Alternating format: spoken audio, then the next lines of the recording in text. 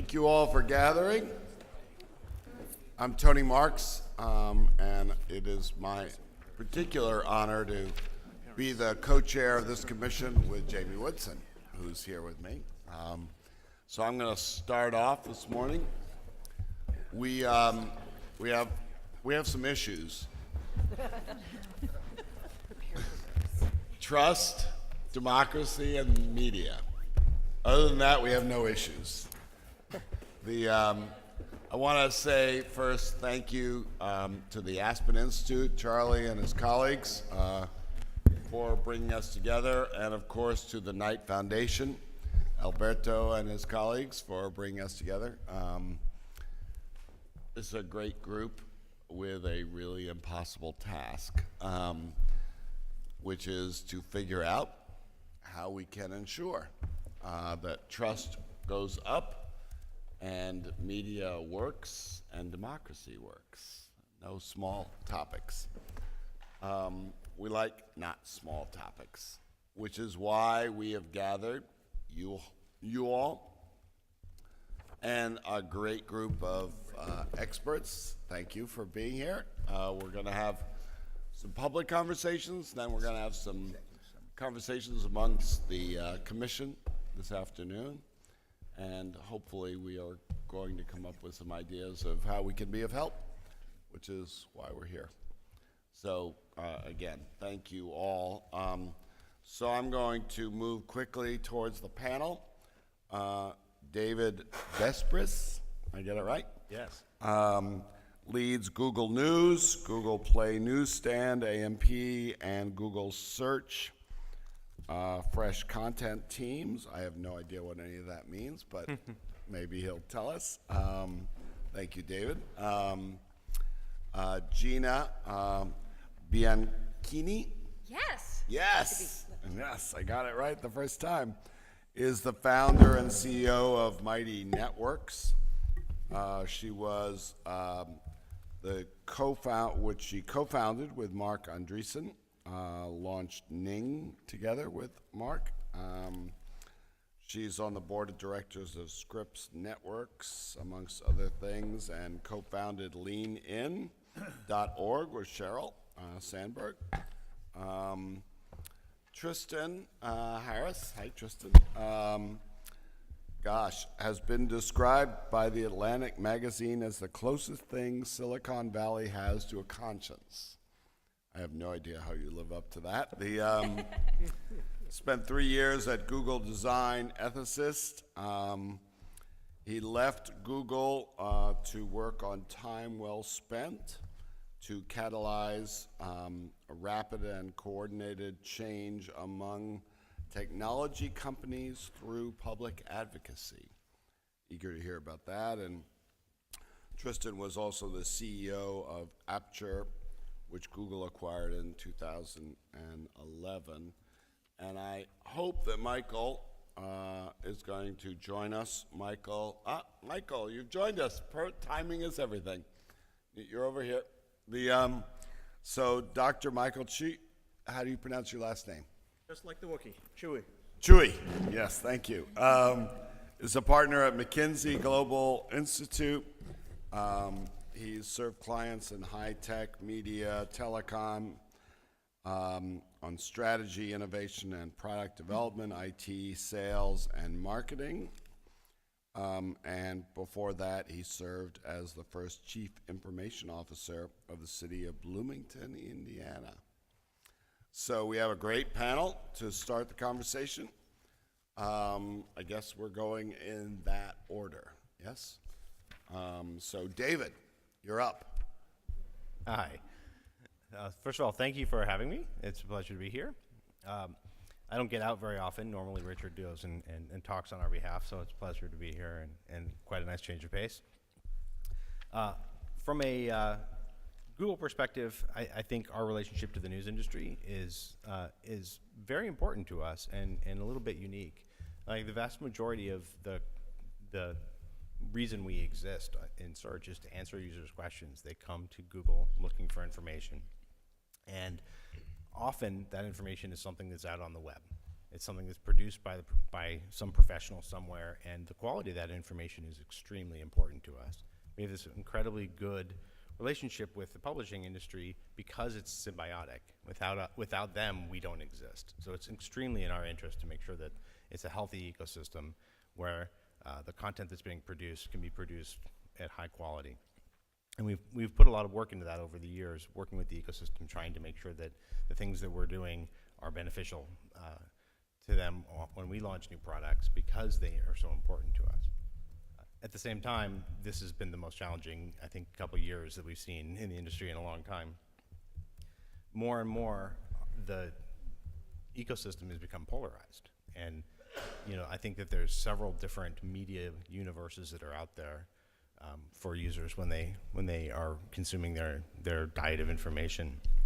And I think we provide kind of a unique role in that we try to cut across them all, and we try to bring users a perspective that is based on authority and not based on any political leanings. It's based really on what we believe are high-quality publishers, and that goes across the political spectrum.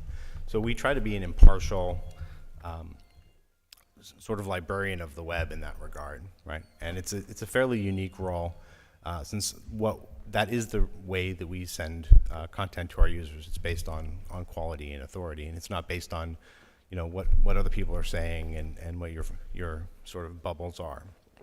So we take that responsibility very seriously, and for us it's extremely important to do a good job in getting users accurate information. And since we rely on the web, and the web is not always a source of accurate information, it can be a challenge. It's in the last couple of years, we've seen an increase in people trying to game the content that's out there and game the information.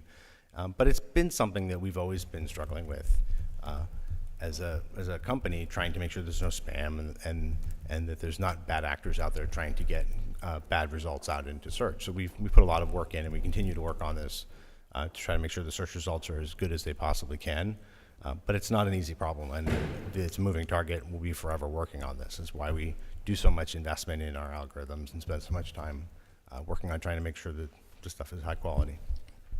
We believe, we have an extreme responsibility to get this right, and generally we do a pretty good job. But even one mistake is too many for us. So we take this stuff very seriously, trying to ensure that we have really high quality information. And as I said, a lot of that comes from making sure that, as well, that the high quality information is out there and sustainably produced. Thank you. Gina. Hi. Hi. So what I love about this topic is how broad it is, which also means I'm not sure in terms of kicking off comments or perspectives that I necessarily have something that to contribute other than some opinions and framing. Welcome to our world. Yeah, exactly. So thank you for inviting me. Thank you for having me. I come at this from the perspective of an entrepreneur who's worked in social networks and network effects technologies for the last 14 years. And the thing that I would observe as a technologist and as a person who's gone very deep into how do networks and network effects work, being defined as a product or service that gets more valuable the more people who use it. That is how Facebook has become Facebook. In many cases, it's how YouTube has become YouTube. It is how Twitter has become Twitter. But I think Facebook is really sort of the OG, as one would call it, in terms of network effects and really generating the situation that we're in today. And I think what's really important, and the disconnect that I see, is that network effects and the ability to have something that gets more valuable the more people who use it. In about 2009, 2010, we collectively as an industry went from talking about them as social networks and understanding that they were networks and that has its own set of characteristics to talking about it as social media. And what that actually did, and that shift actually created, was that the most valuable and important piece of how the technology and how the value was organized became a black box to two companies, and that everybody else stopped thinking about their own ability to build network effects, but instead actually started to think about it as, how do I build audiences, almost renting on top of this black box? And I think that that shift is something we need to sort of go back and look at, and instead of trying and what I think in part happened was the notion of media, the notion of audiences, the notion of, hey, I produce content that that is targeted at different audiences, all living on top of this black box, that the technology underneath it is kind of doing something different, was really the bifurcation of the conversation. And what it seemed to do at the time was to make lots of people who were invested in the status quo, invested in how media had been working. It gave them all the language and a sense that this new technology worked the same way that it worked when it was, cable programming, for example. And that simply is not true. And so when we start to think about, how do we, even in many of these conversations, how do we get back to how do we get back to a media that people trust? I think we are living in a world that is networked, that people can have individual relationships, and these platforms are really designed to create conversations and relationships between nodes in the network that the masses don't see, that everybody is having a personalized experience with. And I think that that has a lot more similarities to the world of pamphlets than the world of the Washington Post. And I don't necessarily see that that is going to change anytime soon. And if anything, the network effects that were built over the last 10 years are taking a major leap forward in terms of creating more and more networks going forward that are seeking to go around centralized gatekeepers.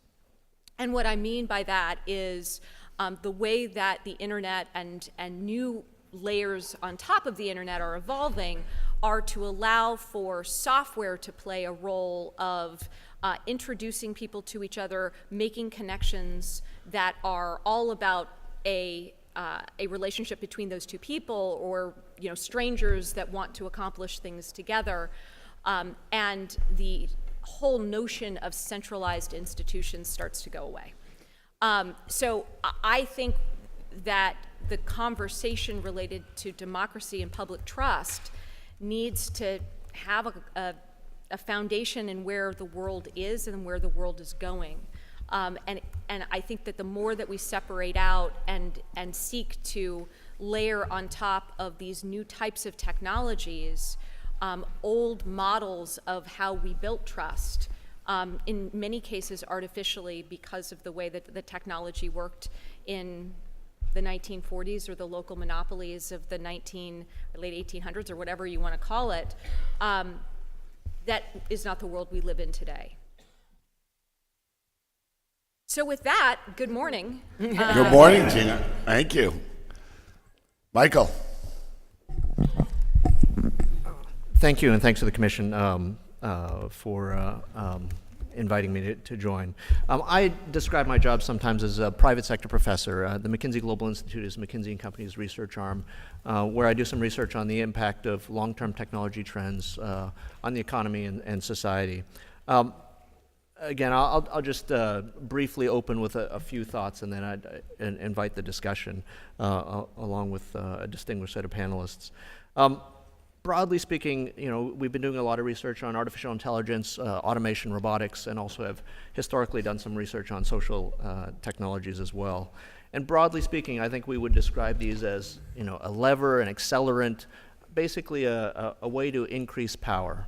And with that said, with regard to trust, a few things. I mean, there was again, I'm part of a management consulting firm, and there's this trust equation, which Meister, Green, and Galford once put out there. The only part of the equation that I'll mention is the fact that you divide by self-orientation.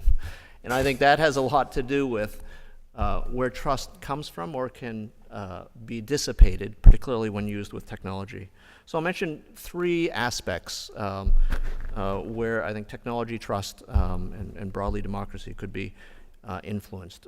One is business models, two is data, and then thirdly is around automation. And again, the people talk about two-handed economists, so I'm going to talk about a bit about some of the ways in which these things have been positive and some of the ways in which these have been challenges. On the business model side, particularly ad-supported business models, hey, it's great to get things for free. And to a certain extent, that has enabled lots of people to have access to content that they previously hadn't been able to, or in fact, produce content that they hadn't been able to. But that said, that also means if you talk about self-orientation, the distributors of this content clearly have their own interests at stake, right? This self-orientation. And that does generate, aspects of the attention economy, which I suspect that one of our other panelists will talk a lot about and has spoken about quite eloquently. And what this means is some things that we've seen historically have mirrors in today's, right? So if it bleeds, it leads, right? We've heard that for many, many years, right? Charlie knows this very well. And now Chris Mims at the Journal says, if it's outrageous, it's contagious, right? It's the same echo of facts that or observations that we've seen previously. And then I didn't realize this, but this comment, if it's free, you're the product, not the customer, actually goes back to at least 1973, right? So Alberto knows, right? I mean, this is from television, right? And so again, this idea of the attention economy is not new, but is amped up because these technologies are a lever, they're an accelerant, they are a multiplier. Secondly, with regard to data, there are huge amounts of positive things that come from the proliferation of data that we have. Certainly data journalism is amazing, right? So whether it's finding, healthcare fraud, whether it's using satellite imagery in order to identify and document, unfortunate and horrible, crimes against humanity and war crimes, et cetera. Using medical records, publicly available open data medical records in order to identify medical errors that otherwise would be unnecessary to have. And by the way, as David's company and others, it allows us to gain access to search, find data from this huge amount of data that's available. So again, having data available, being able to use it in effective ways, particularly through these techniques, right? Artificial intelligence allows us to train machines rather than just simply program them. At the same time, it has the potential negative consequences of, the power to persuade, which I'm sure Tristan will talk about. And when coupled with the attention economy, again, if we're able to understand deeply, and by we, when a system is able to understand deeply, what will, quote, engage a person, right? This architecture of engagement. But what is engagement there, right? It might be just more minutes on a screen, more seconds on a screen. That's incredibly powerful. Also, this power to coerce. You've seen examples recently where how long can a journalist spend in a city with a lot of CCTV cameras and a lot of facial recognition before they can actually be identified and, in quotes, captured because it was a funny experiment. It was a matter of minutes. And so again, the power of these technologies to change the content that gets produced is incredible. Finally, around automation. Again, these technologies, AI, robotics, et cetera, allow us to automate all kinds of things. And we've seen, it's always evocative when you have robot reporters. But on the other hand, now we can cover Little League games at scale. We can cover a quarterly earnings report, et cetera, where you might, look, that's probably not the most interesting thing a highly trained reporter could do. At the same time, I think you all recently saw, the ability to use the same types of technology, artificial intelligence, deep learning, et cetera, generative associative network, in order to produce, video that's indistinguishable from video that's shot. And, people will remember, right? I think it's 1982, National Geographic, people, complained about the fact they moved around some pyramids. Now we're just, again, amplifying the ability to do that to things that we thought, again, it looks too real. And so I think that possibility of changing the game in terms of what evidence is can obviously change trust. So that again, all right, I'll give you the sort of left hand, promise and potential, both on the positive and negative sides. A few things. Again, I'm just quoting lots of other people, right? But when data is plentiful, attention is the scarce resource, right? Hal Varian said that. Many other people have said that. And so I think the question is, can we design these brilliant machines or train these brilliant machines with their business models, their data, and their ability to automate, so that helps us make the best use of our attention? And again, to paraphrase a former president, is it possible that there's nothing wrong with the trust and technology that we can build that cannot be cured with what's right in the trust and technology that we might build? Thanks. Justin. Thank you for having me here this morning. So I'm Tristan Harris. I spent actually the last about 4.5 years studying the attention economy at Google, and before that have a career in understanding how people's minds get invisibly steered and persuaded by things that they don't see. Actually, the reason I came to this topic is, as a kid, I was a magician, and I became very interested in attention, and the fact that if you control attention, you control just about everything else that you can do as a magician. And so that set off kind of a lifelong course in understanding and being sensitive to choice making and how manipulation and choice and persuasion are possible. In fact, actually, I was an undergrad here at Stanford, where I studied not very far away at the Persuasive Technology Lab that taught young engineering students how to leverage a lot of these techniques to build a lot of what we've now called the engagement-based app technology economy. My project partners were actually the founders of Instagram.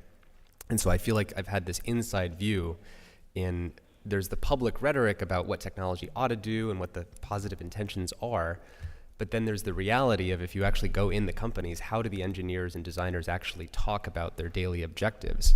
And everything comes down to what's going to hook people into staying on the screen. And until we get honest about that, every other conversation is a distraction, because the question is, what actually controls the set of productive forces that produce the environment that we're now living by. Because whether we want to or not, no matter what the positive intentions are, 2 billion people do wake up in the morning right now and they have one of these things in their pockets, and they do use one of a handful of services. As my colleague Roger McNamee, who is Zuckerberg's mentor, likes to say, there's 2 billion people who use Facebook. That's more than the number of followers of Christianity. 1.5 billion people use YouTube. That's about the number of followers of Islam. These products have more influence over our daily thoughts than many religions, and certainly more than any government. And so that's a hell of a lot of power. And a lot of, I think, where this has gone wrong is a misguided view of human nature. I talked to people at Facebook about the issues of addiction 5 years ago, and they've always had this worldview, and I think the whole Valley, being libertarianly guided, has this worldview that if you tell me you want to go to the gym, and that's the thing that you say you want to do, but then I hand you a bunch of donuts, and what you do for the next 20 minutes is you eat the donuts, then your truest expression, your actual revealed preference, what you really wanted, was just the donuts. And everything else is just a lie, because you just say you want these things, but you don't follow through with it. And I think this moral operating system is what has got us to where we are today. We have to have a much more sensitive, compassionate, and accommodating view of how people can be influenced and seduced and persuaded. And that if you wake up in the morning and I can fill your screen with images of your friends having fun without you, or your ex-romantic partners, that has an effect on the human organism. We're all human. And it doesn't matter if you work for the CIA and you've studied disinformation training. I just came from a DARPA conference. We're all human. And if you fill someone's day with images of photos of their friends having fun without them, that has an impact. So in terms of how we got here, I think we have to start with that, which is, how do human beings actually work? How do they respond to stimuli? How can they be manipulated and influenced? And what is a discourse that accommodates that and makes that the center of discussion? We're a species that, to our own fortune, we're actually intelligent enough that we can study our own ability to be manipulated. Every other species would actually just be subject to their own predictability. You know, an ant can't study the pheromones that guide it in ways it doesn't see. We can actually do that. And so solutions have to start there. And what we have to talk about is obviously the advertising-based business model, which paired with artificial intelligence, I think poses an existential threat. We have to get really serious about this. Because if you think about where are the most powerful AIs in the world located right now? You know, arguably inside of two companies, Google and Facebook, built the most powerful AIs in the world. And instead of pointing them at a challenge like climate change and saying, let's solve that, or pointing it at drug discovery for cancer and let's solve that, we pointed the most powerful AI supercomputers in the world at your brain. And we basically said, play chess against this brain and figure out what will engage it the best.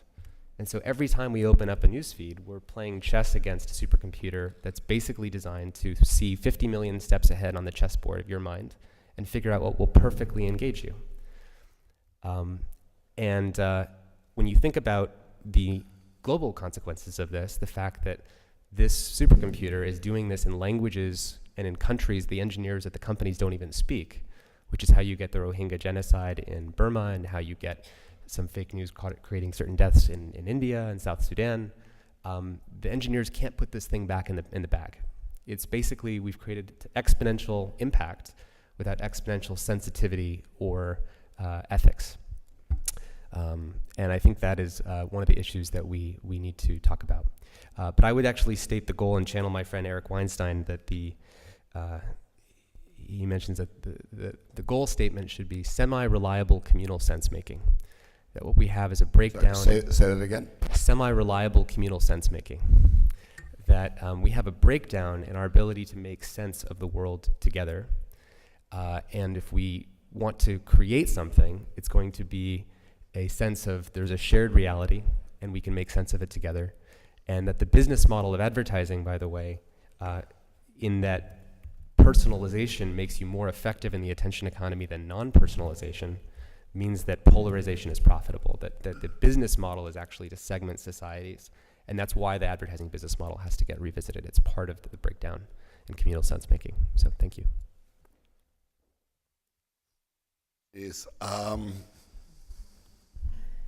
Just meant to frame the problem. I didn't mean to. Yeah, no, I got it.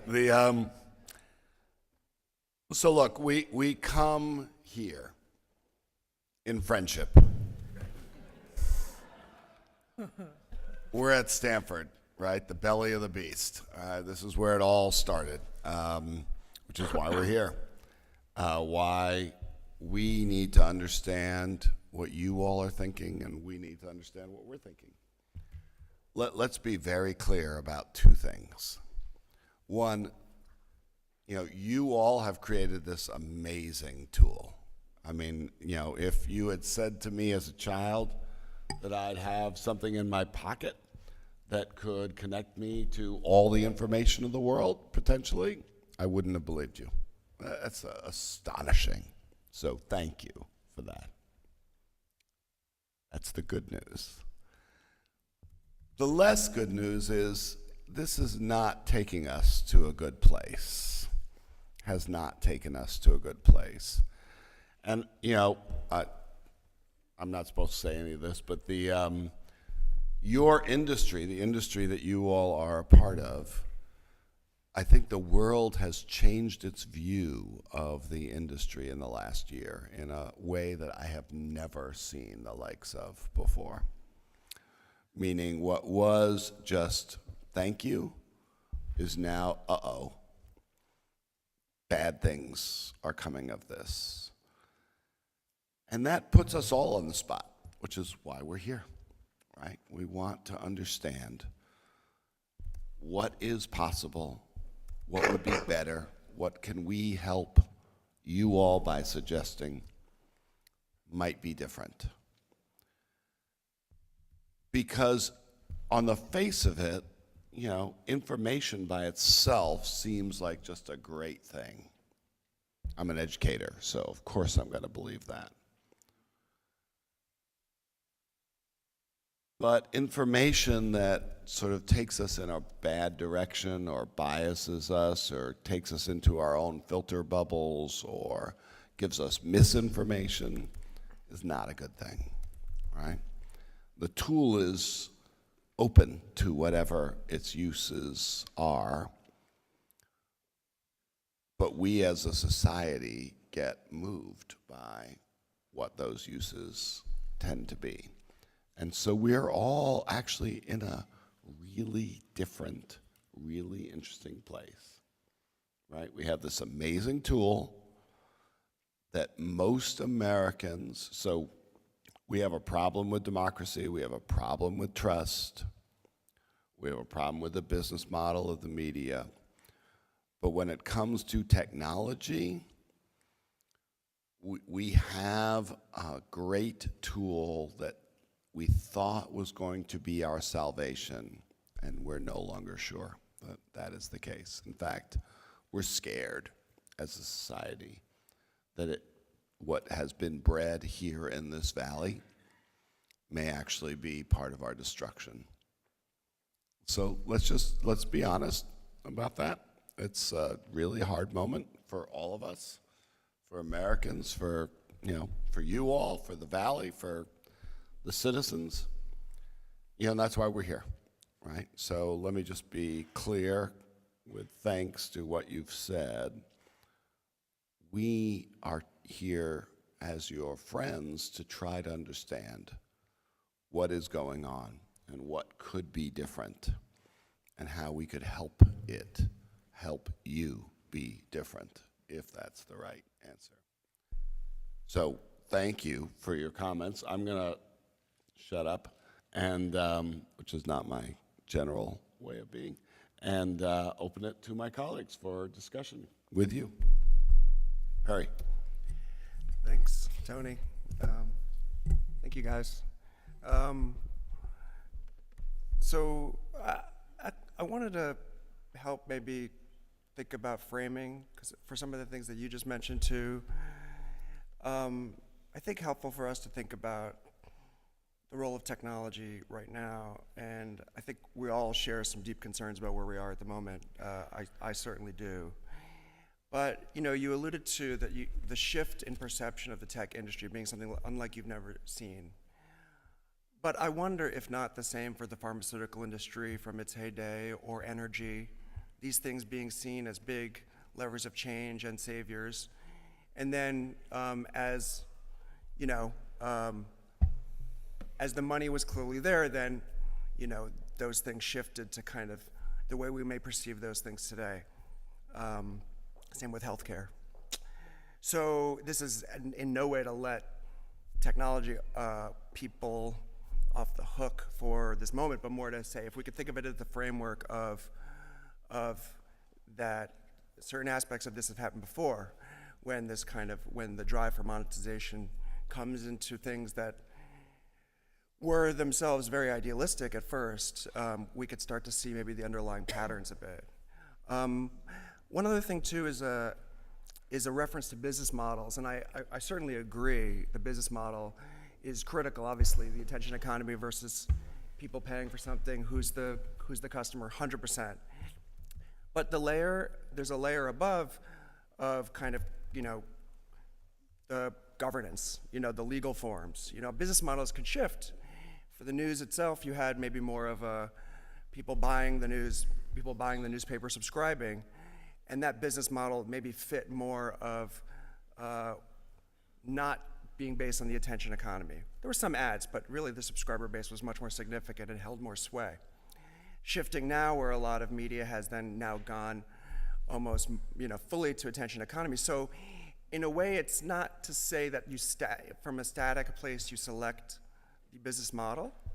Actually, if you wanted to avoid specific business models, the governance itself, either the law or the corporate form or the charter, would have to actually keep it within lanes or decide to stay out of lanes. So the business model is 100%, but it's not something that is necessarily decided and made static per se, unless there's something that's holding it to that. So just want to add some of that framework. I'm coming around, please. Gina, I thought your comment about the bifurcation of the conversation and the content was really interesting. Do you think it's possible to have quality public conversation, public discourse that's rooted in a common understanding in a networked world? Well, one, I sure hope so, and two, absolutely. I mean, I think to Michael's great structuring of the conversation related to why are we having the kinds of conversations that we're having. Certainly it's business model. Certainly it is to facilitate that business model. You need to actually keep somebody on your site for as long as you can possibly keep them on, which means all activity is good activity. And so I think it's absolutely possible.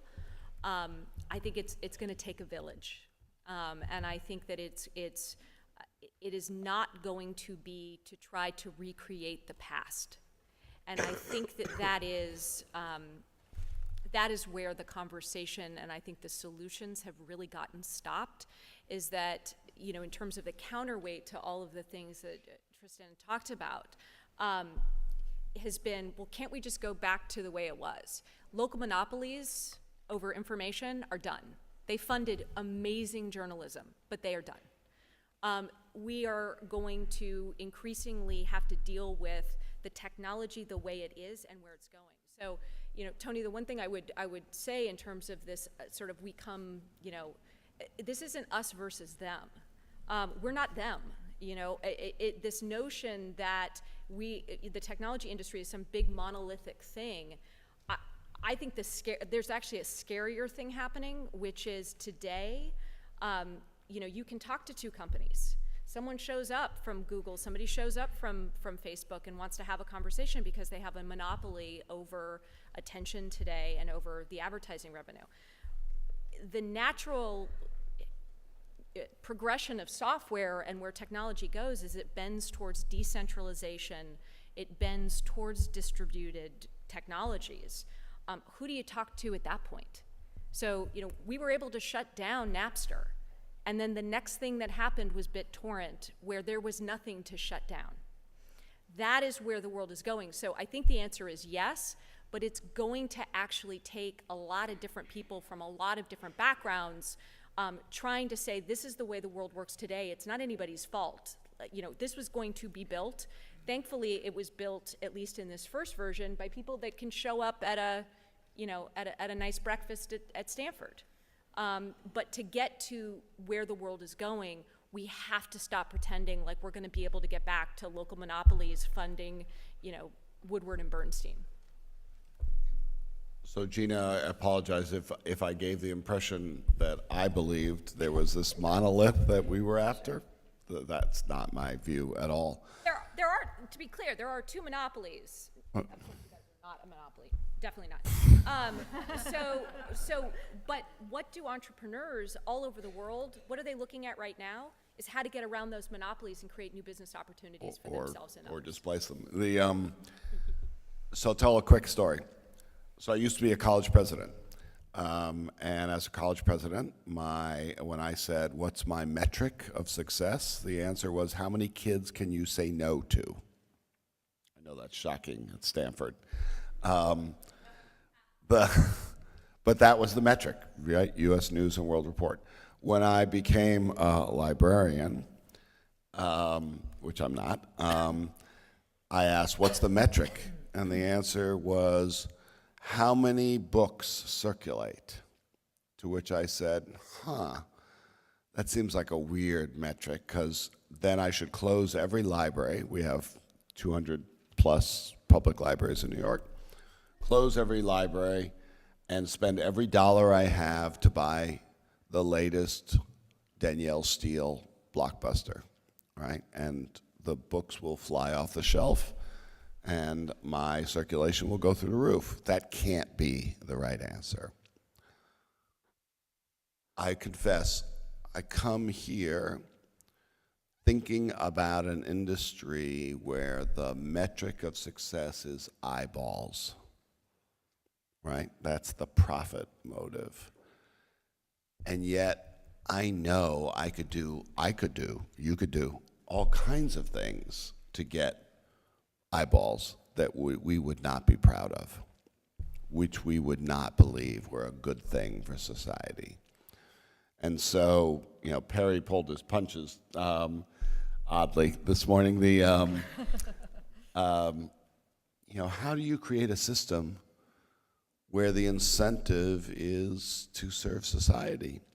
I mean, that's what we're after. That doesn't mean profit is a bad thing, but it does mean that profit and eyeballs could lead us to bad things, all right? David, do you want to? I think there's a sentiment that that's not going on, that within the tech industry that we're slavishly optimizing towards retention metrics or monetization with no moral precepts and no perspectives around what our users are at the end of the day, which is just people like us, right? That we're manipulative, that we're doing all sorts of kind of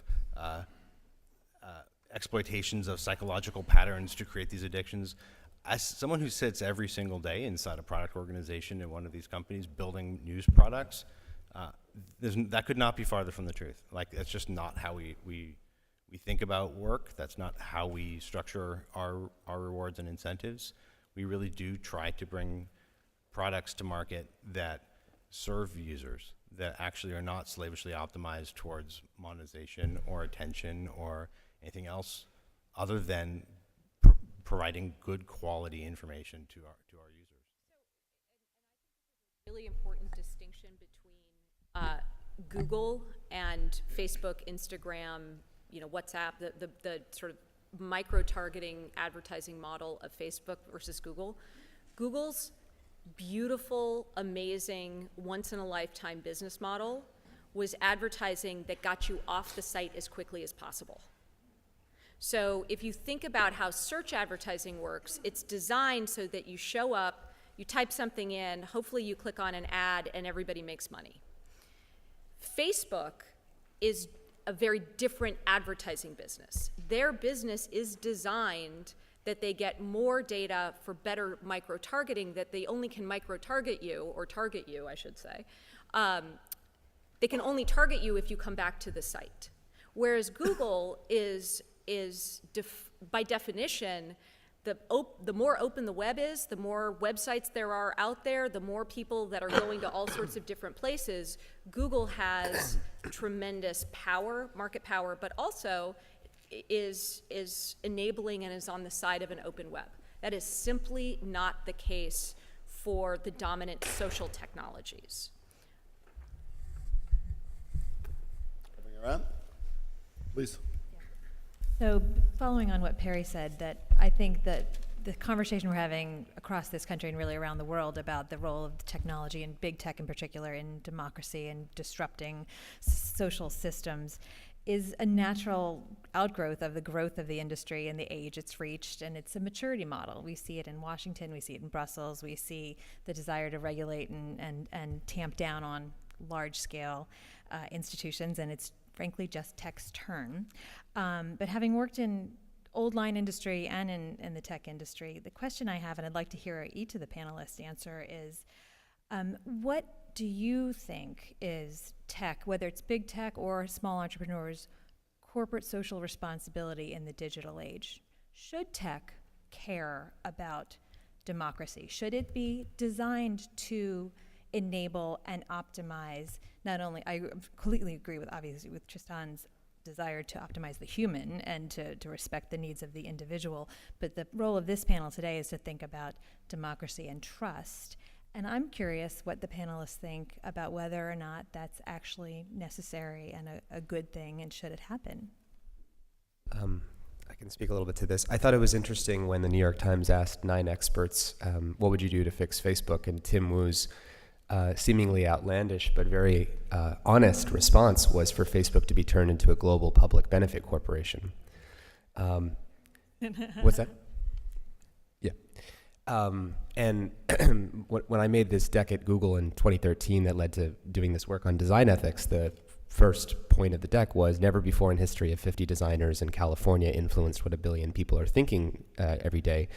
We have a moral responsibility as Google, not as startups, not for little companies to try and chip away at this problem outside, that Google has a moral responsibility to be deeply careful about how it's influencing what 2 billion people are thinking every day.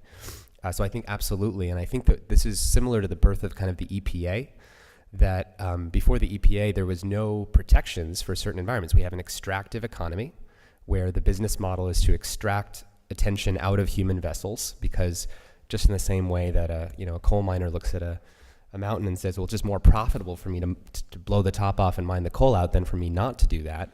Because of the advertising business model, is if I'm Facebook, I see you as a human being and you support 20 different ecologies. There's the relationships you give to your family. There's what you speak about with your friends in a democracy that it's visibly supporting all these different democracy ecologies, well-being ecologies, mental health ecologies, friendship support, social support.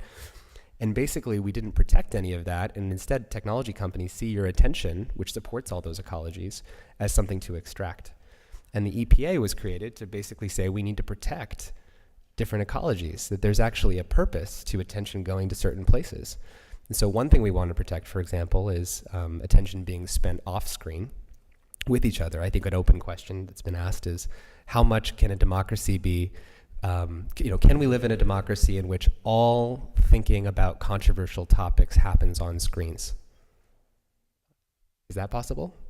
Should everybody spend, for everything that we think about and discuss, can a democracy survive if everybody talks about everything on screens?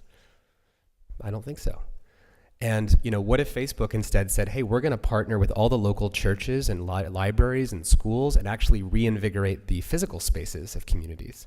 And we're actually going to prioritize rebuilding and sort of strengthening the physical environments and the physical pillars of a democracy in society. And they could actually do that. And I think that these companies have a moral responsibility to do that, and we've had to put a lot of external pressure to get to the point where they actually start to take those concerns seriously, as Zuckerberg is doing now. Well, thank you for the question. I do have a bit of a allergic reaction to corporate social responsibility because it sounds like something you assign to the head of corporate social responsibility. I'm going to be slightly radical for a management consultant, right? I mean, if corporations are people, and people should be moral, then I think a lot of the things that we should think about apply. That said, corporations have other public benefit corporations, others in strange forms. And so I do think that that the leaders of these corporations have particular power to change things, and they should. At the same time, it's a social thing that's happening here. The attention given to the attention economy, the work that this commission is doing. We've talked there in other contexts. We've talked about the reckoning. There's a little bit of the reckoning too. I think that's coming to the tech industry, and that's a good thing. Do I think that corporations, and do I actually believe that people within corporations do feel the moral responsibility to help? And in general, I think that's true. But I think the push will have to come from everywhere. It is because there are other countervailing forces. I mean, that shareholders want their returns. If I might take advantage of the fact of holding the floor for a moment too, let me react just to one quick moment, a phrase that I heard used a moment ago, which is people like us. Yes, I believe people around here are people, but I think it is also worth recognizing the unusual demographics of a lot of the companies that operate here, and that people like us within the tech industry might not be people like us in the rest of the world in general. And for those of us who've done UX work, right? I mean, it's a fundamental error to view your users as being just like you. And so, I mean, I think that's. I know you know all these things, right? But the phrase I meant resonated. the core principles of humanity, not so much demographic skews or ideological skews. Thank you. And if I could just come back to the question about can we actually have public dialogue, it is much harder than I ever thought it would be to have productive public dialogue on screens. Early on, Usenet. I mean, even then, right? Godwin's law. There were all kinds of things that went wrong there, but I would not have anticipated hundreds of thousands of bot contributions to an FCC request for comments and those sorts of things. you know, for anyone who's in media and has had to struggle with, you know, comments below an article, it's incredibly hard to deal with. And I'm hoping, right, you know, the last comment I said in my prepared remarks is I'm hoping that technology can help us. And by technology, I mean technology plus bureaucracy plus people. But it just seems so much harder than we thought it would be, or that I thought it would be. I mean, just on that point, you can't have the success metric be billions of people on the same platform and have constructive conversations. It's like trying to speak in a stadium and just everybody yelling over each other in a stadium. And unfortunately, we've all just been so excited about, wow, it's actually possible to do this thing that's never been done before. Like 2 billion people on the same platform? Get out. Like, it's not even been looked at as a possibility. So I think it is absolutely possible, and yet it's rethinking how we are defining success in terms of big monolithic platforms that have a single algorithm that is creating different conversations and different connections because they control the network that underlies it. Coming back to this question, I would just add one thing, because I think that you guys have such great perspective, is I think we sometimes forget that these US companies are dealing and thinking about a global perspective more than they're thinking about what's happening in the US alone. When you are looking at 2 billion people in the world, you can only get to those numbers, I should say it this way, you can only get to those numbers if you're actually a global platform. You can't get to those numbers and have the kind of market cap and revenue growth rate if all you're doing is being focused on the US. And so when I think even in the question of, are these companies responsible for democracy? Well, guess what? Democracy in this great American experiment is unique in many cases to the 300 million people that live in this country. And these platforms, by definition, are not designed with physical geographic borders. The whole point is that, you know, in part, it's the first time where we don't have them.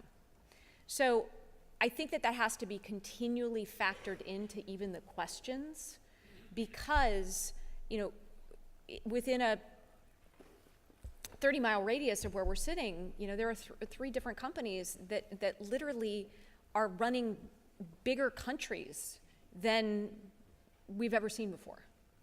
And I think that is new, and it needs to be acknowledged if we're going to have a constructive conversation of trust and responsibility. So Gina, thank you for that.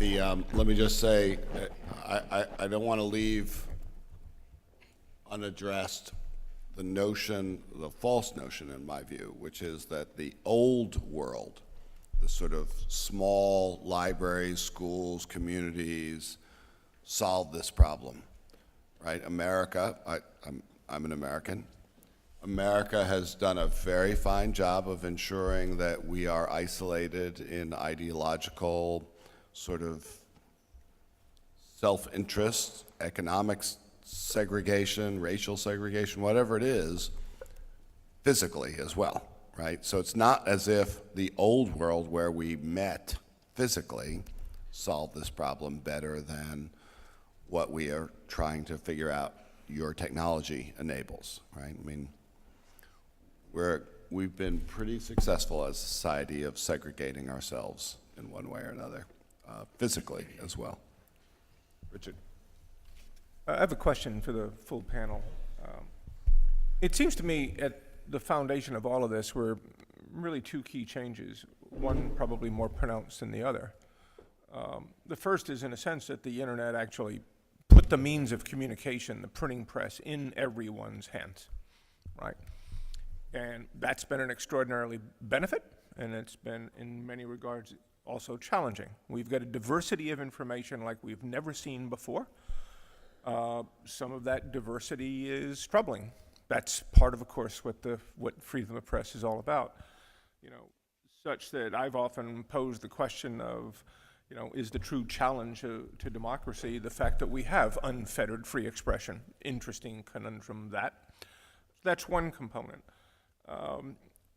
complete open free expression. The second, indeed, I think the points about targeting are fair in the sense that we do have, and by we, this is permeated throughout the ecosystem, is that companies have the ability to target or leverage targeting beyond the dreams of any direct marketer or robocaller in the history of politics. I mean, again, here too, none of the behaviors are necessarily different. It's just that we have the means to do them more efficiently. These seem to me to be the key changes. Okay, great. When we have big technological changes, take the automobile, right? Technology always has some obvious direct consequences, some unobvious secondary consequences, some of them negative consequences. And typically what we see in that case, what we certainly saw in automotive, was the institutions changed, right? Behaviors changed. You had to learn new skills. We had to create new infrastructures. We had to deal with some of the negative consequences. Oh, what about pollution? Maybe we need catalytic converters. Maybe we need laws, so on and so forth. So my question to you is this, because I think, frankly, it's not sufficient to simply talk about this through the lens of technology.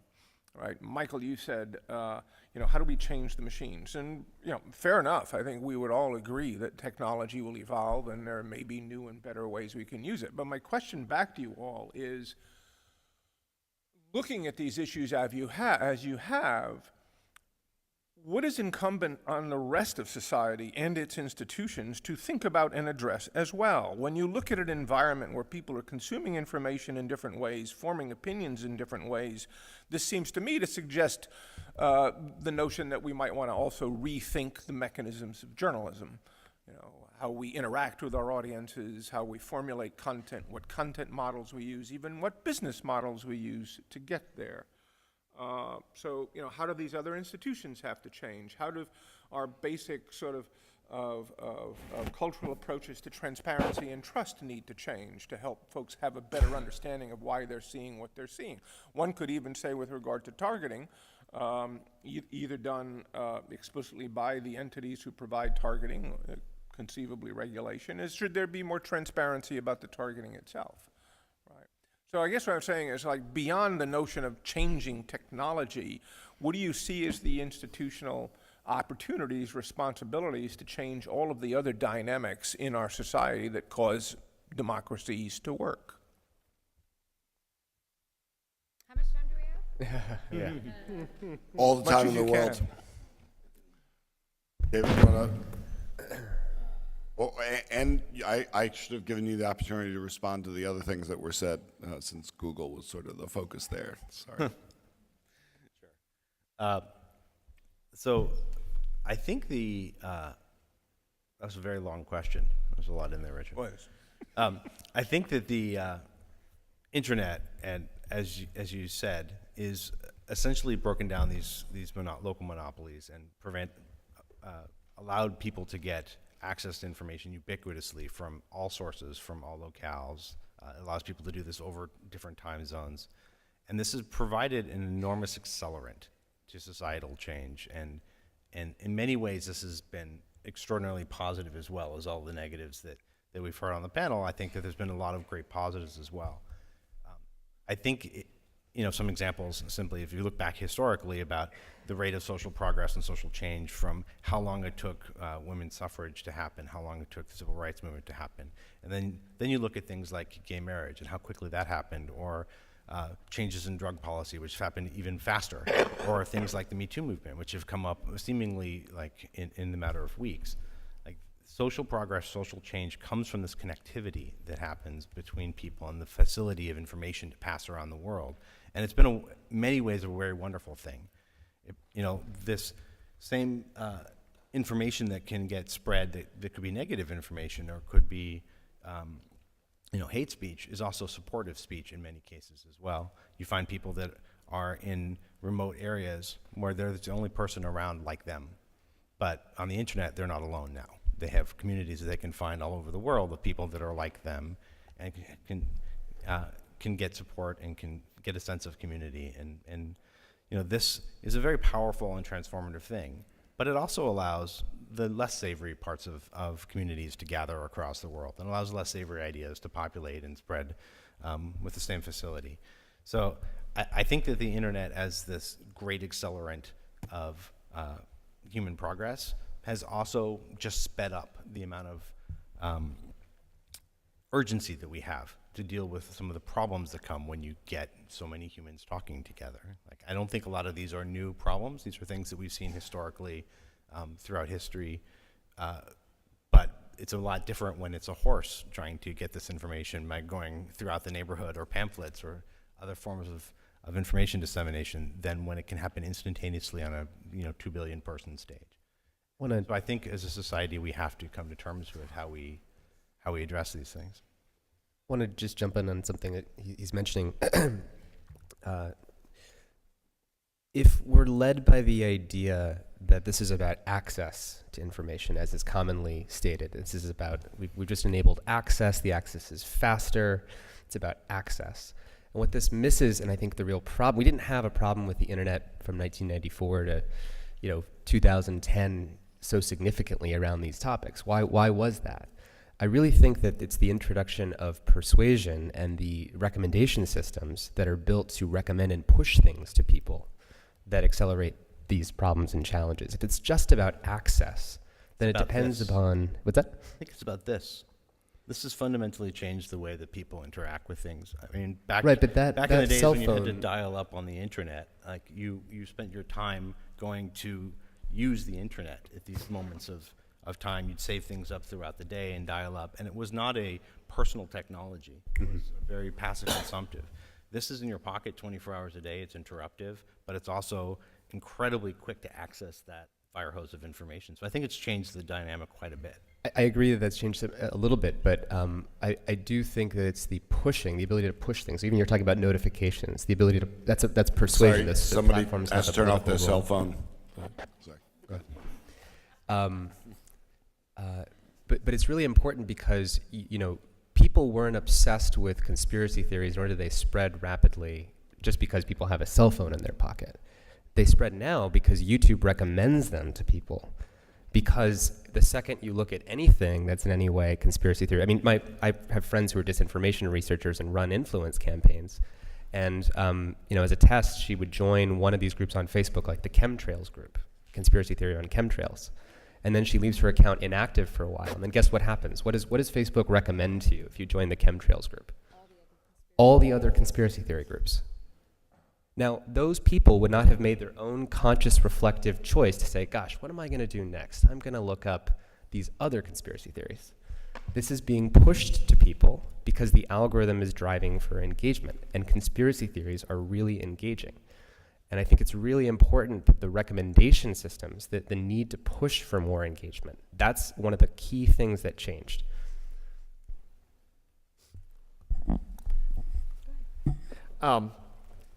An observation and an answer to your question.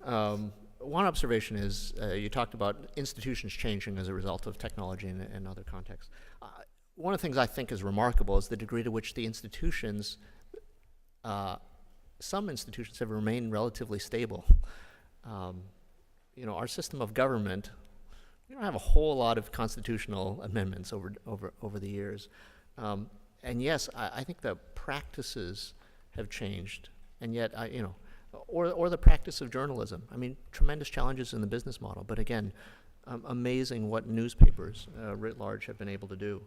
And one of my observations over the past little while is the importance of practices and norms in addition to the relatively more stable. And I think that those are some of the things that might have to change and have the flexibility to change. In addition to the institutions, which tend to change, right? The speed at which those change tend to be slower, and for good reasons. That said, my one suggestion is as follows, and I just came up with this, so my apologies if it's terrible. There's a phrase we use in Cantonese sometimes, "Ai-ya!" And I'm going to use that as an acronym for aligned incentives around attention. Ai-ya! I think thinking about how we can create aligned incentives around attention is one of the things that would potentially could make a difference going forward. Sorry, can you elaborate on that a little bit? So just referring back to my semi-prepared remarks, if in fact what we want to do is create a democracy where individuals' attention is focused on things which in their most reflective moments are what they would like to spend their time and their scarce resource, their attention doing. How do we make sure that the technologies, and by technologies I mean both the IT and bureaucracy. I mean, bureaucracy is a technology, according to some people. How do we have the incentives for those systems that we use aligned with the attention that we want to spend when we're in our most reflective and thoughtful moments? I want to point out that there's some companies that are our friends in this regard if we're looking to create real change, and some of the existing actors are Apple, Samsung, and Microsoft, whose business models are not to maximize attention, but who actually, by controlling the device, can actually stand for protecting what we would consider to be our reflective choices about where time well spent is for our lives. Facebook, Zuckerberg recently has made it his personal and professional commitment for Facebook this year to focus on time well spent, which is the concept we've been spending actually in the last 5 years promoting. And it's interesting that Facebook is trying to take this concept on because it does go against their business model of maximizing time spent. And the encouraging thing is at least that Zuckerberg did call that out, that this would mean that there's going to be a drop to their stock price, and there was a 4% drop in their stock price when they announced it last week. But in terms of actually creating change, and we can all do this, the Apple, Microsoft, and Samsung are in a position to be much better protectors and defenders of human agency and actually help us make the kinds of choices that are lasting, durable, and cherished in the course of our overall lives, and also supportive to democracy. So, if I might follow up, Tristan. The same algorithm that theoretically recommends additional conspiracy theory sites to someone is the algorithm that also recommends additional carpentry sites to me if I'm interested in that, or human rights organizations if I'm interested in that, right? We're pairing interests to people. So I would just appreciate if you could elucidate further what you're suggesting as a solution. Because indeed, the theoretical opposite, either one doesn't personalize at all, or you're suggesting that entities like Facebook, that Facebook decide what time well spent really means and make a determination as to what kinds of subjects they think you should be interested in, whether conspiracy theories, human rights, or carpentry. So what are you suggesting? Yeah. So this is a great and critical question. I call this the moral Heisenberg effect, because people don't have a problem with Facebook unconsciously spreading and proliferating conspiracy theories if it's all done without them saying that that's what they want to do. But as soon as we try to assign a new moral direction that's for the good, or time well spent, or reducing conspiracy theories, people throw up their hands and say, hold on a second, who are you to say what's good for people? But if we stay with what is, status quo bias, what we have now is not good at all.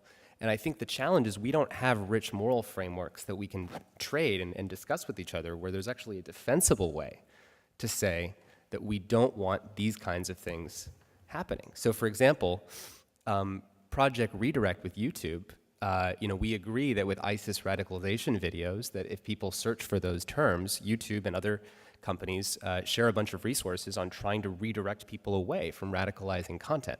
But why do we do that? Only because there's actually moral consensus about that topic. But as soon as you make it about what is or what isn't a conspiracy theory, once you move away from moral consensus, then we have a harder time doing it. But because attention is a finite resource, we do have to choose. So I think that's a great, and looking at it from a moral perspective, I think makes a ton of sense. The other reason that Project Redirect can work is because somebody types something in. So I actually believe we have a model for how this can work, and we have big companies that are highly motivated to make it work, which is Apple, Samsung, Google, which is the open web. It's not like this stuff didn't exist before. It's that you had a diversity and you had a set of motivations for lots and lots of people to create lots and lots of interesting things. And so the way that you actually matched interests to people was one, through referrals. So somebody would, invite their friends in and be able to see that. And two, because you had lots and lots of entrepreneurs who were able to benefit, and not necessarily just because they were making money, but because it was easy, low friction. So if I come back to sort of the persuasive technology, I think one of the most fundamental questions to ask is, and I think where the healthy debate is, are we just living in a world that is inevitably, hey, you know what, because it's possible with AI that we can just push a bunch of stuff to you, that we should just push a bunch of stuff to you? Or is there a model that says, yes, we can actually help people discover things in an open and diverse web where lots and lots of people have an opportunity to build new and interesting things without being controlled by one black box algorithm controlled by one company? And I personally believe that that's absolutely possible. And in fact, if anything, what we're seeing is that entrepreneurs are pushing towards new models where getting back to a distributed and decentralized world has a lot of motivation to it. And I think it's going to happen. I think that technology bends towards decentralization. It bends towards a world that is not controlled by two companies. And again, I think one company's control of it versus another company's control of attention, because there are different incentives, that there are actually really interesting and cool things for, the enemy of my enemy is my friend. So I'd love to see Google and Apple come together and do more to offer ways of seeing and experiencing other kinds of places to spend time and attention. In terms of the institutions, what I would say is the number one thing that is going to happen is that we're going to have to look at, with very clear eyes, what are the problems. And the problems are no longer censorship. The problems are, where is that attention being guided? And as long as people do not believe anything that they hear from the other side, it's very difficult to build trust in institutions. And so I think that trying to either preserve the past versus having very clear eyes on the future, and also I think the conversation we're going to be having in 5 years is very different than the one we're having today. So how are we starting to think about where the world is going and not be afraid of it, but say, how can we influence it in a way that has these kinds of goals where, Google built a great business on the open web. One could argue, and I think this is the point that you were making, from 2001 to 2010, a lot of good things happened. And it happened because you had lots of different players that could actually say, hey, I think for this particular interest, for carpentry, I think it should work this way. And for the arts, I think it should work this way. And imagine we could actually create this kind of distributed system. Today, we're not living in that world. The world we're living in today is, if you want to build something new, you have to pay Facebook and Google to even find an audience. And the cost of an ad on Facebook today is 170% higher than it was 12 months ago. That is fundamentally strangling what is possible with these technologies. And I don't think that we can continue to look at its tech as an industry, or I love the way you put it, Michael, of you have to look at the business model, you have to look at what's possible, and then you have to look at what are other business models and who is associated with those business models for the things that we like. And then we have to, as consumers, spend our time in those places. So it's 10:15. We're moving into lightning round here. So, Anthea? Oh. Hey, thank you all for this.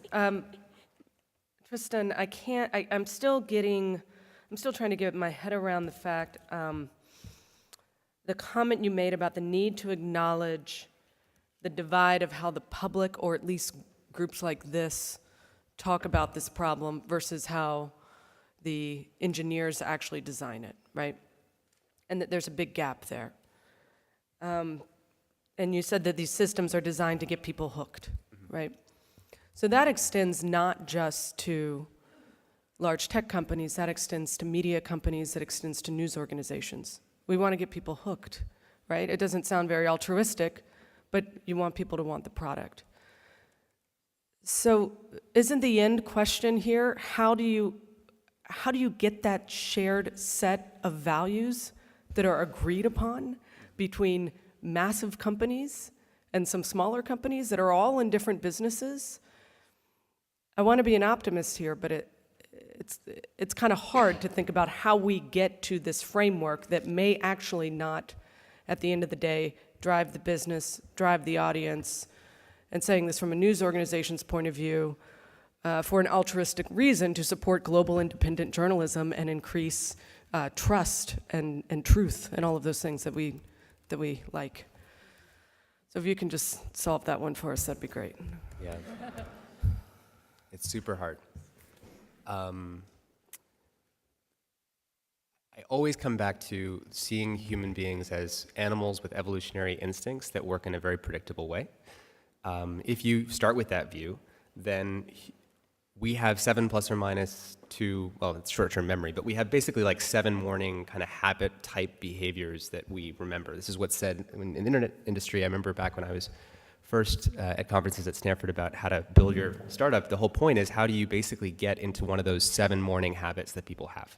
So think about your own behavior on the web. Like you type and check one of your kind of 7 favorite websites. So Quora for a while got in there, and Facebook's in there. And so that's what we're calling loyalty.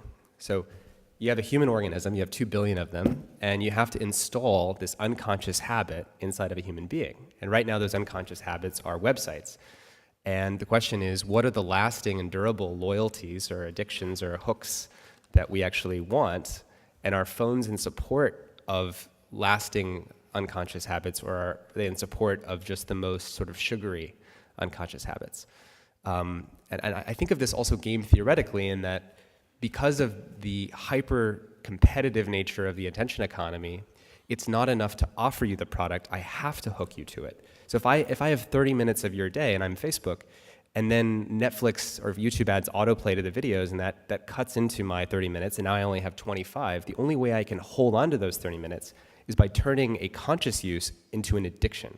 So I have to reach deeper down the brainstem, put an unconscious habit in you, that little twinge, so that you have that itch, and you have to basically use the product every single day unconsciously. And that's a game theoretic dynamic. And so I see, how do you get above that? Well, you need someone like Apple to sit above all that as kind of an exoskeleton for you to design a set of conscious habits that you actually feel proud of. And it's tricky because there's going to be different value systems you're aligning for. One is, well, what would be the unconscious addictive habits that support a democracy? And the other would be what supports the individual. And it gets very complicated very quickly. But I do think we can be honest about it by starting with a much more vulnerable view of human nature and how unconscious habits form and how these companies create those things right now. And to build on that, and I think this is really important, even that, and I completely agree that is where engineers and product designers start and need to start. But there's something else that I think continues to get lost in the conversation, where we come back to, let's just get back to quality journalism. These new media types, as we have been shorthanding them, they are fundamentally based on hundreds, if not thousands, of inputs that come from a network effects model. So what we're getting addicted to is not just one person talking at us, but hundreds and thousands. The quality journalism of the past is built on one voice. It's built on, I talk out at you, you all listen to me, and no one's talking to each other. That is simply no longer the reality.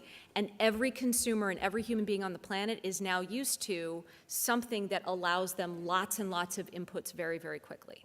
So a single website, or high quality stories written by one journalist or an editor who's deciding what's going to go on the front page, that is like bringing a knife to a gunfight, and you will lose every single time in this new world. So I think that fundamentally we have to start with the design of how do we create something that you will make a habit. But fundamental to that, and this is why every brand that you have heard of today and is dominant, is a network effects brand is how are we building a network around truth? How are we building a network around trusted institutions?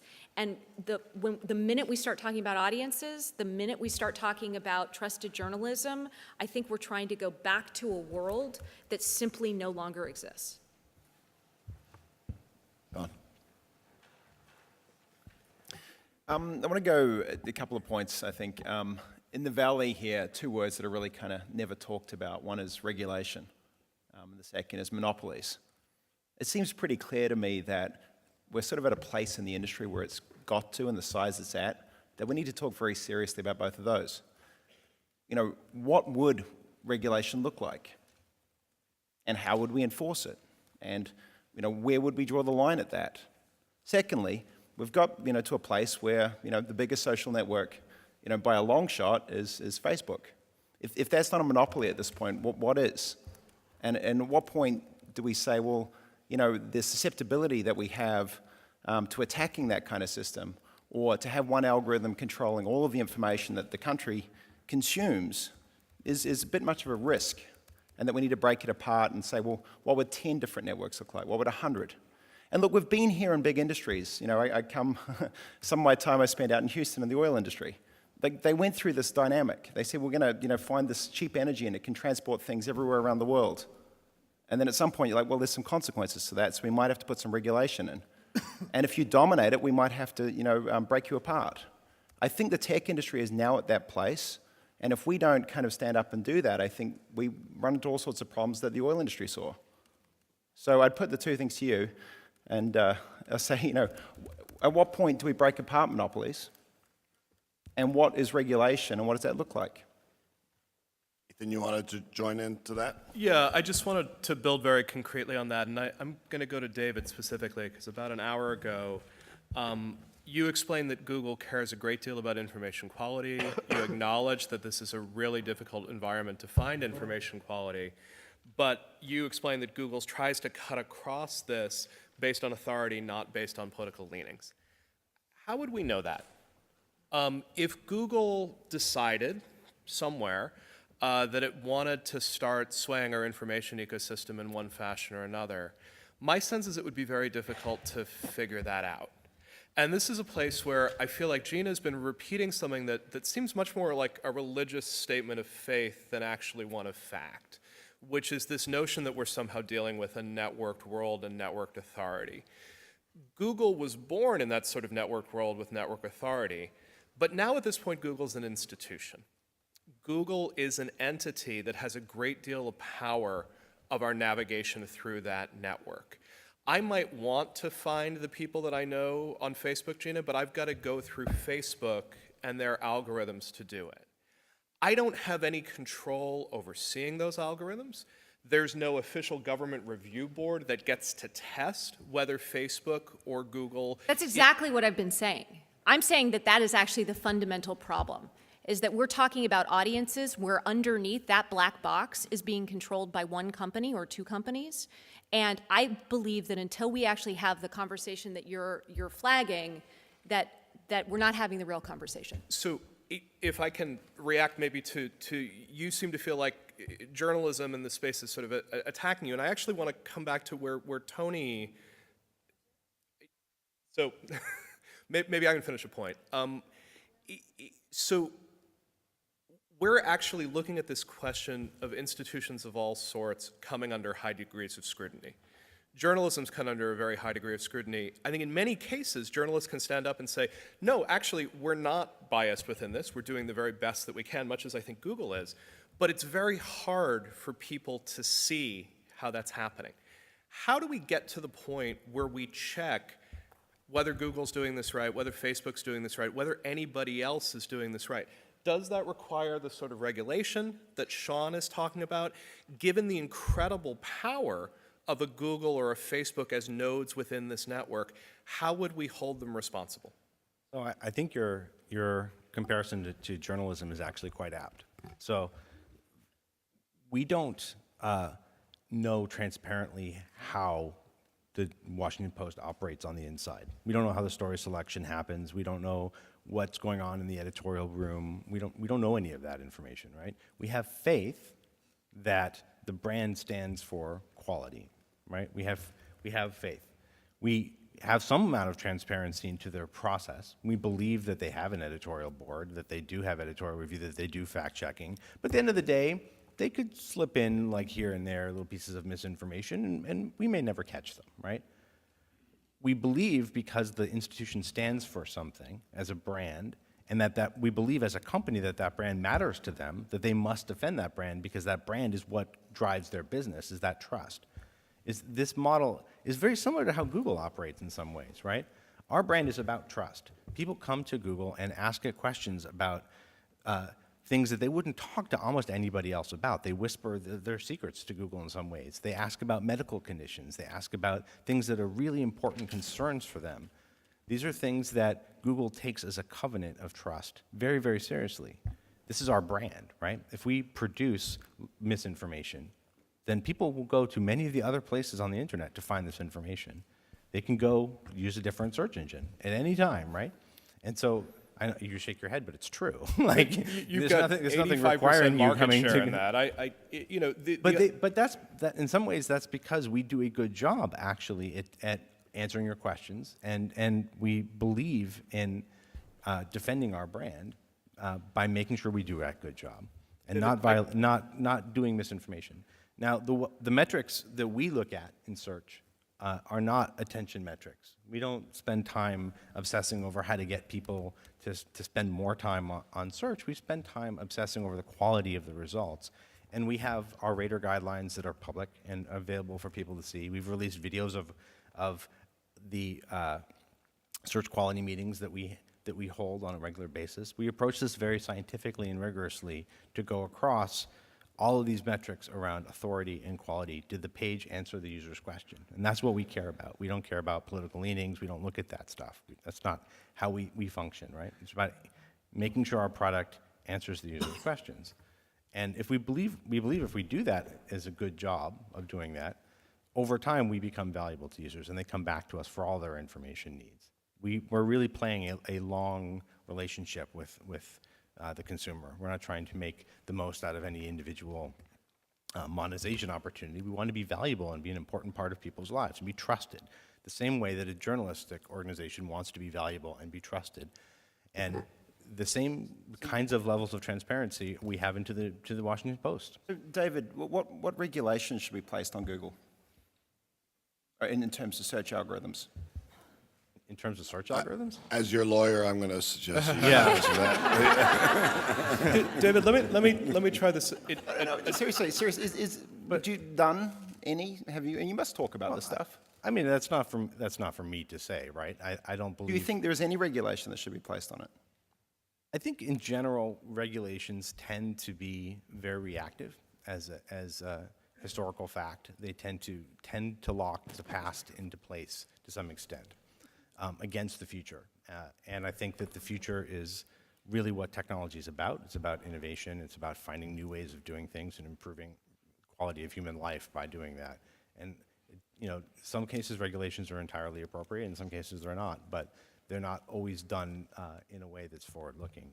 So jokes aside, the way industries avoid regulation is by figuring out what the problem is and trying to do something about it, right? And Absolutely. Ethan's question was, what happens in an industry where 85% of share is in a single company, and how would we know if that was going badly or well, and how would we react to that, Ethan? David, two things really quick. We're trying to warn you that actually there's very low faith in the Washington Post or the New York Times. Sorry, say it again, Ethan? We're trying to warn you that there's very low faith in the Washington Post and the New York Times. We may love those institutions, but we've just suffered a collapse in trust in them. When we look at our polling, when you look at the Gallup polling that'll come out later today, we've seen that trust erode very sharply. Google has been a far more trusted brand than professional news organizations for quite some time.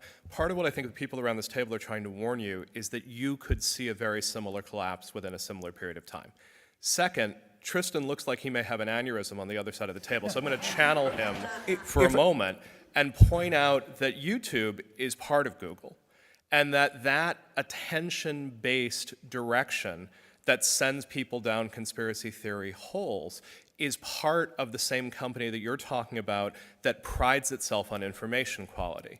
Your job's really hard. It's really hard to both give people what they want and also deal with information quality within a highly diverse environment. But it's really hard to avoid the idea that you or the people working on the Facebook algorithm have a great deal of power about how people get directed. And I think all Sean and I are trying to ask is there ever any situation in which someone should be able to audit that? And if you were abusing that power, which you've assured me you never will do because you depend on public trust, how would I know and how would I figure it out? I'm going to jump in on David's behalf here. The rater guidelines are essentially the rules of engagement around algorithmic quality. If you're being public with rater guidelines, that feels very, very transparent to me. I don't have a right to audit the algorithm. Two quick points, if I might. And I think these are obviously very important and very fair questions. I think in terms of auditing, I think one thing I would note, particularly with regard to Google search, now these are all different. We use, algorithms are in the ecosystem in all kinds of different ways, beyond the eval guidelines and so on. One thing I would note is that with a product like search, you see the results of their work on every query every day, which are extremely audible and analyzable and are often by many, many third parties who then come to us and tell us about what things they think we might have gotten wrong, right? So there's a tremendous amount of transparency with regard to the actual end result of the work that's there for people to analyze, and we cannot forget that. Second, I think we need to consider when we talk about regulation in the information space, it's important to get very specific. Because I think the one thing that any of us here would be concerned, whether you work for a tech company or not, is you put in the political realm the determination of how should algorithms work, guiding what kind of information people should see, then that scares me more than anything else here in the kind of political environment we're in. So we should be very cautious when we talk about that to really get to the specifics of what kinds of things might we be talking about, what's their potential positive impact, what's the potential secondary consequences as well.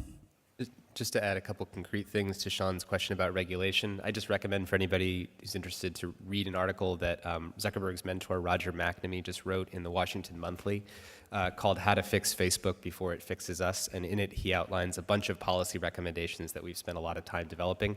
Among them are things like one jokingly we call Blade Runner law, which is it should be illegal to impersonate being a human being. Because this is such a huge problem, so there should be clear labeling of all bots on all social networks. It's a very easy change to make. Mostly this does not happen because of a lack of resources, and it goes against some of the business models of Twitter.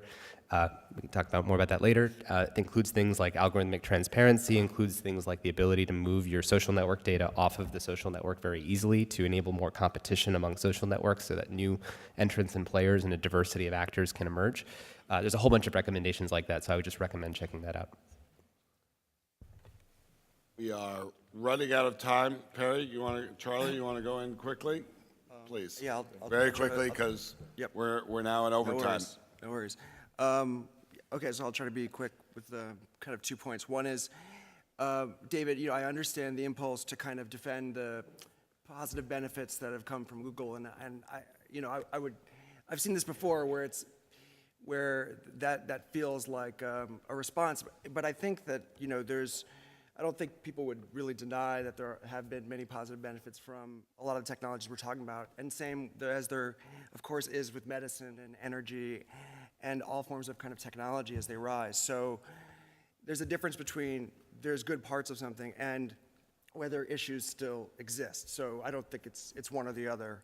And we'd probably be well served, as much as we could kind of stay away from like trying to get something to justify itself by we also do these good things, because I think also there's a way that when we talk about what does Google think, I think it's just already it's way off track. I mean, there is no Google thinking, right? Yes, there are people in power, often with companies with tremendous founder control. They are still within the framework of the corporate governance, the shareholder primacy, Delaware law, and government and global regulation. So this kind of question of what does Google think, and talking about that engineers and people at these companies are good people, it's kind of off track, and you really start to get to Hannah Arendt and banality of evil very, very quickly when you want to start to think about hearts and minds, because I think it's the system itself, and it's not about this person is a good person, this person is a bad person. I would say that, that's where Tim Wu is coming from, obviously with the public benefit corporation stuff. And listen, there were good people, and there are in all of these industries. Any industry where you think is like horrible, you will probably find good people, and you would have found good people when they were at this position of societal influence as well. So I think we have to kind of understand that that's not the thing. People with a lot of power within these constraints can accelerate these things, slow them down, but fundamentally it's still within this other stuff. And so final point really is, I think, just remind us all to keep focusing on governance, the concept of governance, not necessarily the US government, but the concept of governance, whether it's the corporate forms that literally govern the fiduciary obligations of the directors of the companies, or the national and global governance, as Sean mentions as well. These are not mutually exclusive, obviously, as corporate governance law is part of a legal framework, as is regulation itself, but nobody's driving the car. I mean, that's just the thing here. We're talking about Travis, or talking about Larry, or talking about Mark. I mean, or what an engineer thinks, or what David can do. It's just, honestly, even with Tristan, we agree on 99% of stuff, but this education of designers and engineers and trying to appeal to their humanity and stuff, it can't hurt, and it likely can help, but it's just friction. It's just friction. The power is limited by the individuals in the system. Can I respond quickly to that? Just one thing on this is, our theory of change has been dominated by, in terms of changing the technology platform, is about activating employee sentiment. So if you look at the contrast between the EU lobbying a $2.7 billion fine on Google recently, literally bounced off the hull of the ship, just didn't change the behavior, didn't change the stock price, didn't change anything. And so even at high rates of regulation or fines or things like that, it's not really affecting behavior. But if you actually look at changing employee attitudes, the leadership of these companies, and I know because many of the engineers actually reach out to me, they've said that they're terrified of losing their ability to retain and attract the best possible talent. It's very hard to stay working at a company that feels as if it's a bad actor in the world. A lesson from Arianna Huffington was that the Delete Uber campaign with Uber did not actually change the business metrics at Uber, didn't actually have a dent on the revenue, but it totally changed the cultural atmosphere. And so I think what's starting to happen now is that the employees at these companies, and this happened with fake news at Facebook, are starting to activate, and actually that's creating a movement. I think actually Facebook's embrace of time well spent, that concept, which we spent the last 5 years promoting, is largely actually to placate and to try and make the engineers happier and feel okay about what they're doing. I certainly don't debate that, and I don't debate the effect, and I also applaud the effort you make, because I think they're material and they matter. More of what I say is that there's only so far that even an internal move can take it, because it's still within the framework of shareholder primacy. Totally agree. Or still within a framework of, let's say, whatever the current regulations or governance around those are. So we have to find a way to get past the bound of, even when everybody within it all agrees we should be better, when a shareholder can just sue them and win in Delaware law.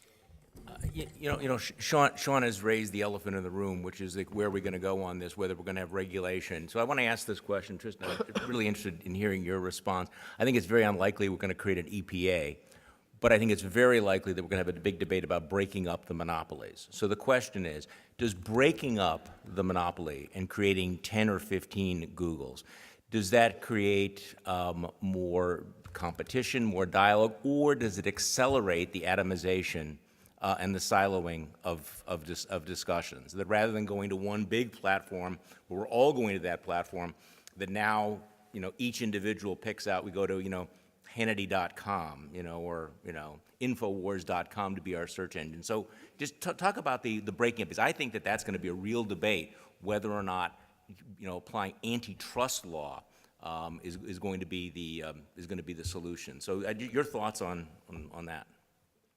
No, this is a very hard topic. I don't have all the answers on this one. I'm advising and talking to the Open Markets Institute folks in DC who spun out from New America, and they're a group I know that's thinking a lot about different ways of breaking it up, and there's a lot of different ways to slice and dice that. Yeah. So I believe that part of the challenge of trying to have diverse and interesting conversations on one monolithic platform or two monolithic platforms is that when one company or one algorithm controls the recommendations engine, you can game it. And it's a little bit like, spam, where there's a lot of motivation to game one centralized system versus a distributed system, which is why, anybody that would walk in as an engineer and an architect and say, what I'm going to do is I'm just going to build out this entire system on one big server. Like, you'd laugh the person out of the room, because for safety, resilience, for scalability, for all of the reasons that you want to actually have a distributed system. So that fundamentally, yes, it will create silos, but it will be much more difficult to programmatically at scale mess with it. So I believe that the model of breaking apart, two big or three big monolithic social networks is absolutely where the world is going. I'm just not positive that it's going to happen through regulation as much as it's going to happen through the evolution of new technology solutions. And we're starting to see those. They're in very, very early days. But there is a much greater movement besides the people at this table who want to see these centralized monopolies and gatekeepers go away, because then the opportunities to create new and interesting businesses and products and services goes up pretty dramatically. So I think we've seen today, Sean, coming back to your point, seen today what the sort of conversation of regulation and we can't possibly be a monopoly because there's one other search engine that exists out there, or sure, yep. And so I think we've already seen, what are going to be the foundations. I have a very low confidence that it's going to be, the solutions are going to come from regulation. I think the solutions are going to come from the fact that we are building a grassroots mass motivation to move around centralized gatekeepers, which is going to be a whole different conversation to have. I have to say, I find this thread a little bit puzzling.